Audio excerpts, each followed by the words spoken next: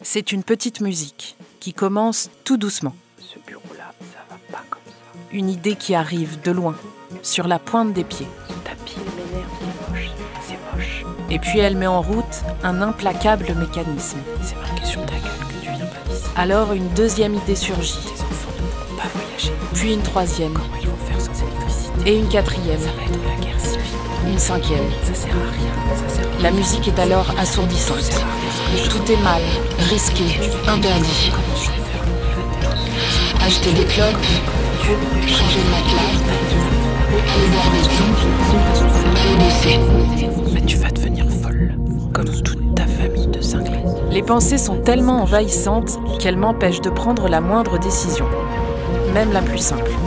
Mais si je pars en chuchotant comme ça, c'est que je suis déjà folle. Je ne peux plus travailler, réfléchir, avancer.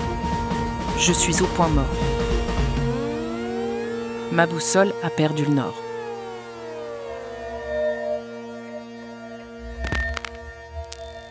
Sur le fil, une série documentaire de Laetitia Druard, réalisée par Arnaud Forest. Deuxième épisode, personne sous influence.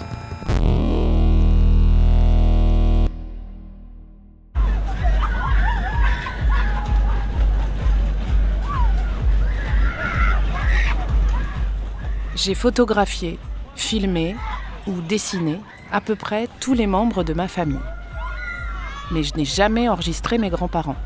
Je garde quelques photos en noir et blanc de mon grand-père. Sur ces images Velox au bord dentelé, il est jeune et je trouve qu'il a une tête de mafieux. Ça me plaît. Sinon, je n'ai pas beaucoup de souvenirs de lui et pour être tout à fait honnête, je le trouvais assez bizarre. Et nous n'avions aucun lien particulier. Parce qu'au début, il était tout le temps dépressif et puis qu'après, il est tombé dans la bipolarité, je sais pas. La bipolarité est une maladie psychique chronique et elle est responsable de dérèglements de l'humeur avec une alternance d'états d'exaltation et de dépression. Elle est héréditaire. C'est la première fois que nous en parlons vraiment avec ma mère.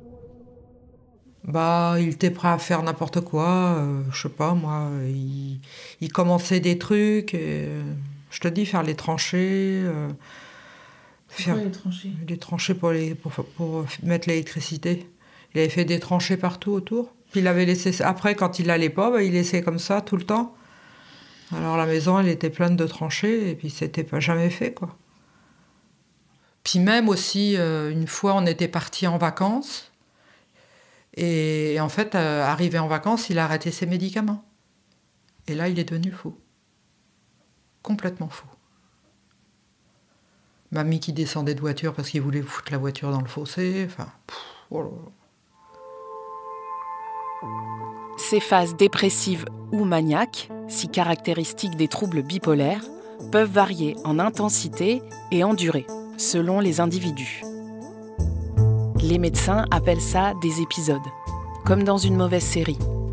C'est ce que m'explique le neuropsychiatre Didier Papetta. Est-ce que vous auriez une image comme ça à donner qui représenterait la maladie? Je mettrais une tête de Janus, une double tête. Une double tête qui représenterait le côté ombre et lumière, dans la mesure où ils peuvent être au fond du trou et broyés du noir, et puis à d'autres moments, quand ils sont en phase un peu d'excitation psychique, ils ont plutôt tendance à être solaires au sens propre du terme, c'est-à-dire que quand on est autour, on ne peut pas ne pas être attiré, on ne peut pas ne pas être séduit par l'attraction qu'ils induisent. Approchez-toi ici pour le freinage. À la fin? Ouais. Ok. Voilà, c'est bon? Ok, ouais, merci. Merci à vous. Allez, let's go. Attention, on monte. Attention. Hein? Regarde comme on voit tout haut. Regarde, de ce côté-là, Malo. Wow. Oh, on est haut. On va tomber.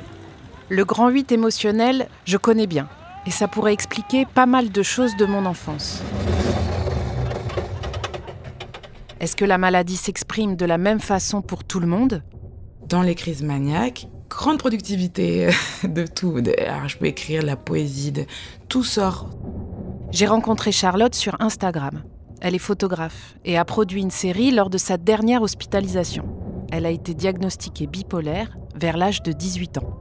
Tout sort sans censure, sans auto-jugement, on se pose pas la question. De toute façon, on a aussi un truc avec l'ego, justement, avec la sensation de hyper confiance en soi, de mégalomanie, etc. Donc du coup, en plus, on se sent non seulement inspiré, mais en plus génial, etc. Je devais avoir mes premiers partiels à ce moment-là, et j'avais l'impression que c'était hyper facile, je réinventais l'énoncé, enfin...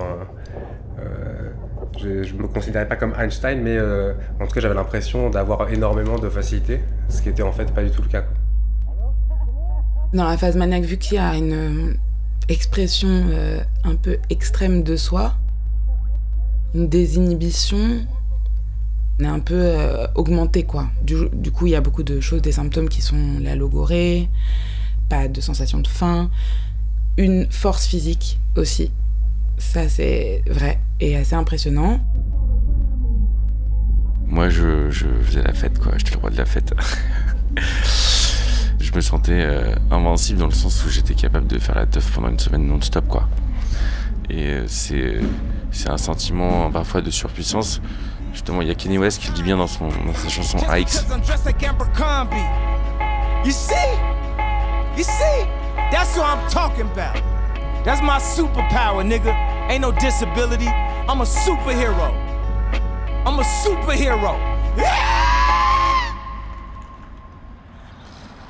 Parce que moi, quand je suis dans ces périodes-là, je suis super bien.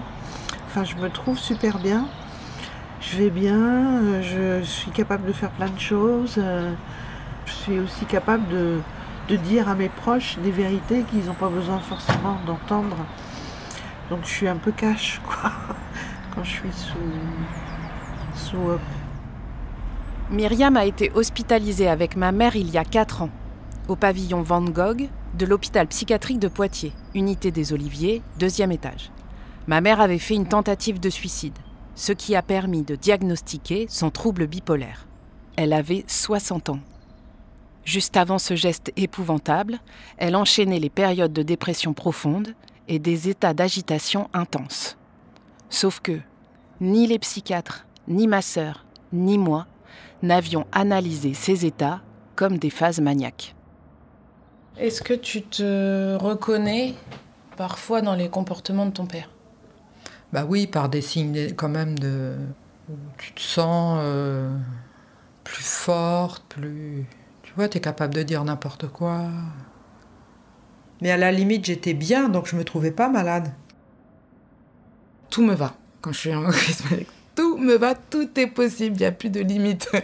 Donc j'aime bien la mode et j'aime bien m'habiller, mais là je peux tout mettre, il n'y a plus de... J'accumule, je mélange. Voilà, donc en fait c'est quand même une espèce d'exubérance et en même temps de cette sensation de connexion, il y a du mystique, beaucoup, ça c'est un classique. Et d'hyperconnexion. Alors moi, je l'ai avec les couleurs, la nature, les objets, mais après, ça devient aussi je peux tout interpréter, le moindre chiffre, le mot, tout est signe, etc. Ah cool, on fait encore un tour. Allez, on va monter. On monte. Malheureusement, la période d'exaltation, quand on sent qu'on a beaucoup d'énergie, qu'on peut faire plein de choses, qu'on est très créatif, ça peut être un peu grisant à se dire on a envie que ça dure. Mais le problème, c'est que derrière, la chute est lourde de conséquences. Plus ça monte haut, plus ça peut être long après derrière de récupérer quand ça a chuté, quoi. Et quand là, on est un peu 6 pieds sous terre. Attention la descente. Ouais.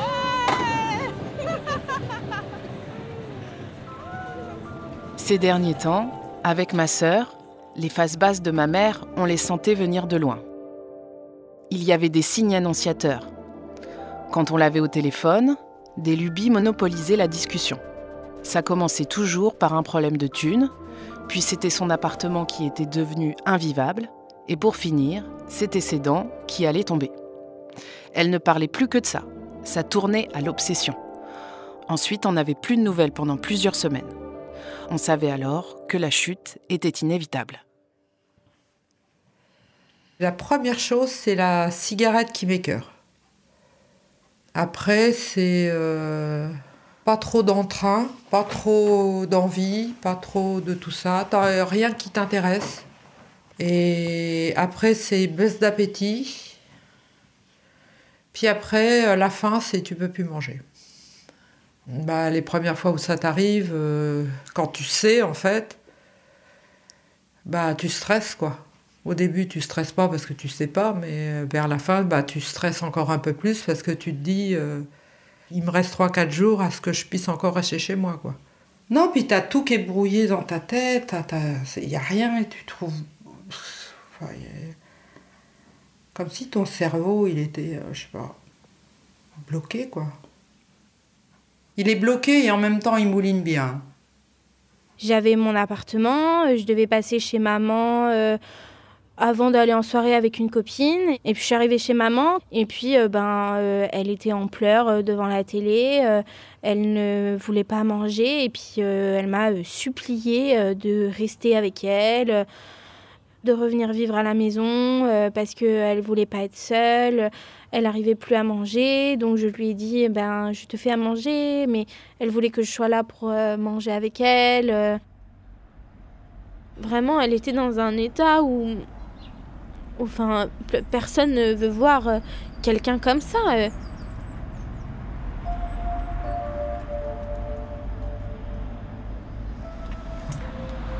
C'est on perd pied.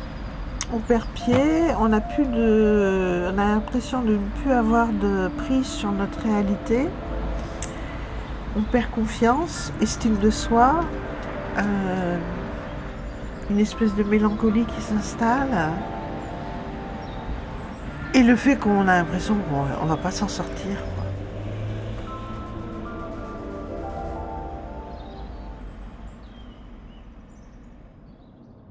Dans mon cas, c'est des phases qui sont relativement courtes. La plupart du temps maîtrisées.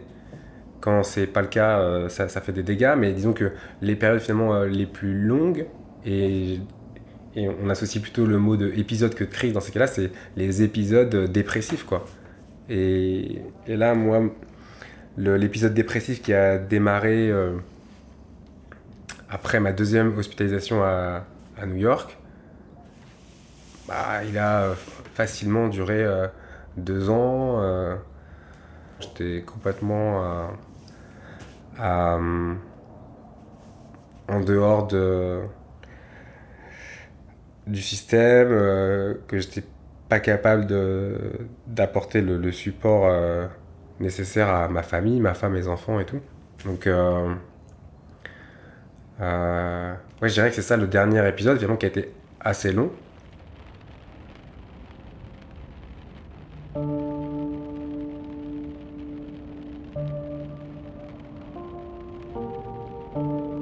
Elle est arrivée à la maison dans un sale état. Je suis venue la chercher à l'arrêt de bus. Je suis face à un fantôme. Elle ne va pas bien du tout. Ça se voit sur son visage. Je sais qu'au bout de cette visite à la maison, il y a l'hospitalisation. C'est inévitable. Il y a quelques semaines pourtant, elle me tricotait des vêtements adorables pour mon fils qui allait naître. Des pulls, des pantalons, des chaussons et plein de bonnets. Je ne savais pas qu'elle savait faire ça. Est-ce que c'est une phase up qui l'a fait devenir la maman parfaite pendant quelques semaines ? Aujourd'hui, elle ne tricote plus.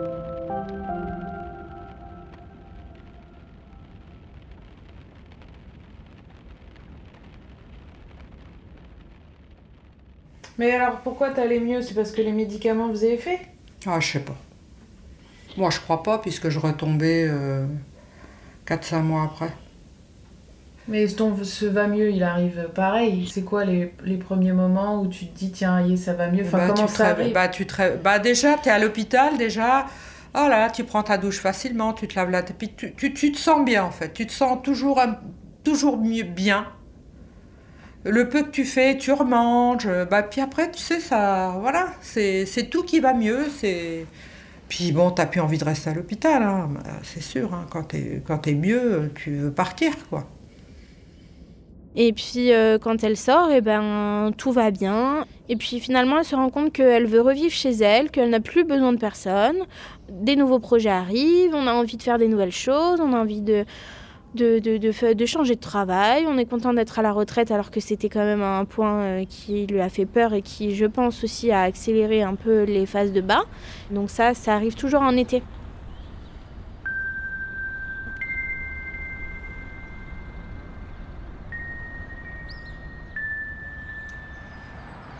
Qu'est-ce que vous avez fait de plus fou? Partir aux Açores. Alors là, je me suis retrouvée aux Açores et pendant plus de 10 jours, j'ai vécu dans la rue. Je suis partie sans rien, quoi, pratiquement, avec pas grand-chose. Ce pas grand-chose a été dépensé en très peu de temps. Le temps du voyage, tout ça.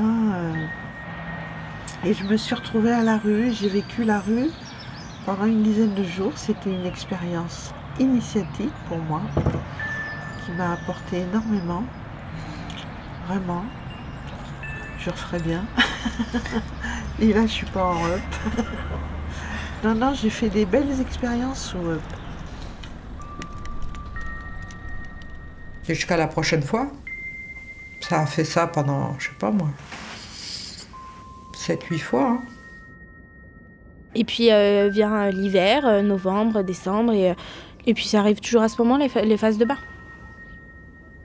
Limite à se dire, en fait, ça va être ça notre vie, ça va être maman qui a des hauts et des bas, et puis on va devoir vivre avec ça, mais même nous, quand on s'appelait, on se disait, elle est retournée à l'hôpital. Voilà.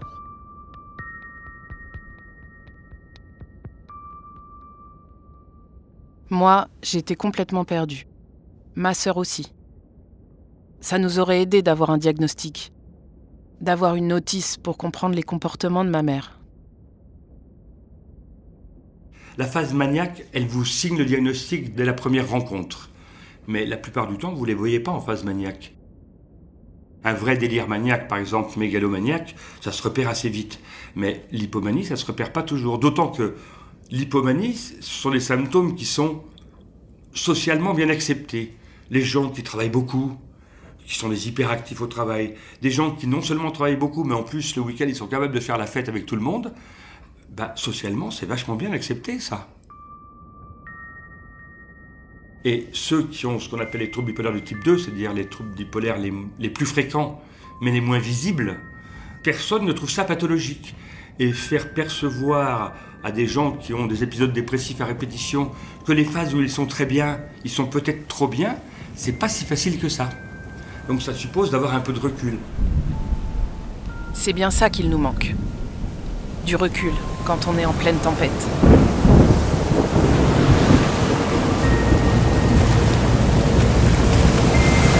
Quand la maladie s'exprime et donne ce qu'elle a de plus fort, on assure les arrières, on gère les urgences et c'est tout.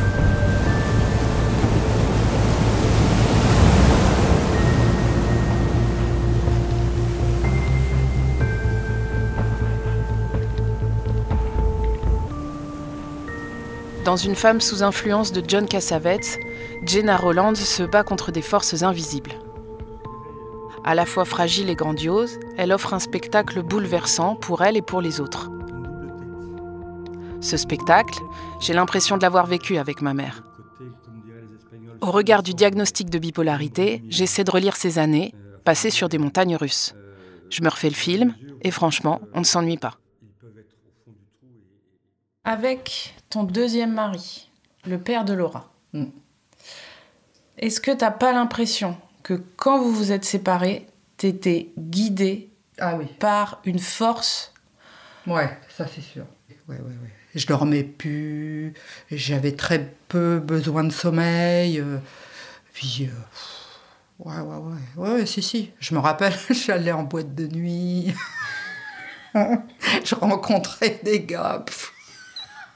Donc là, tu viens de divorcer, quoi. Enfin, Non. En séparation. En crise, en séparation, en tout ce que tu veux. Je me rendais pas compte que tout se brisait, en fait. Non, mais c'est là que j'aurais dû être soignée, tu vois. Tu vois, le médecin, quand je suis allée le voir. Tu lui as dit quoi? Oh, je m'en rappelle plus. De toute façon, je lui ai dit que je me sentais pas bien, que... Je me souviens de lui avoir expliqué certaines choses, mais c'est flou.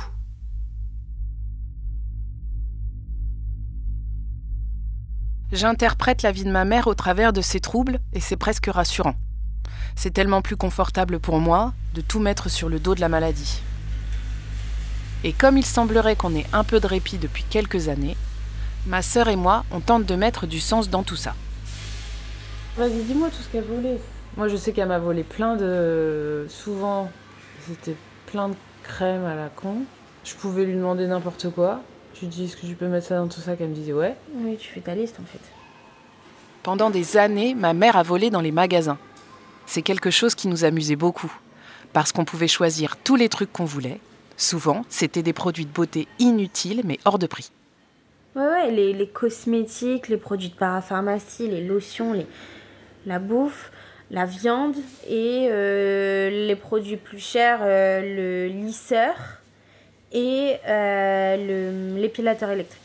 Le super butin. Ça valait plus d'une centaine d'euros à l'époque.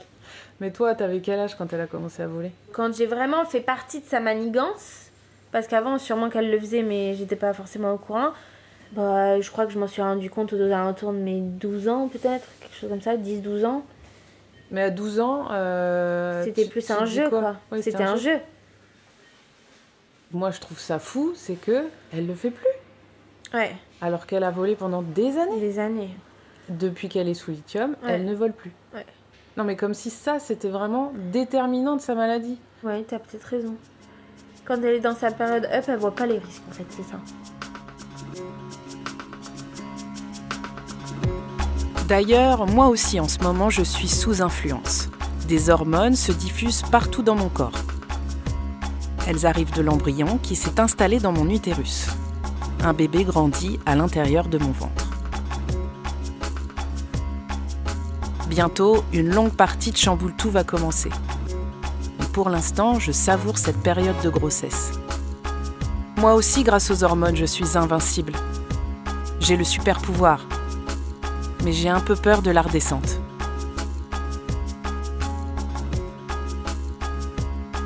À suivre. Sur Arte Radio.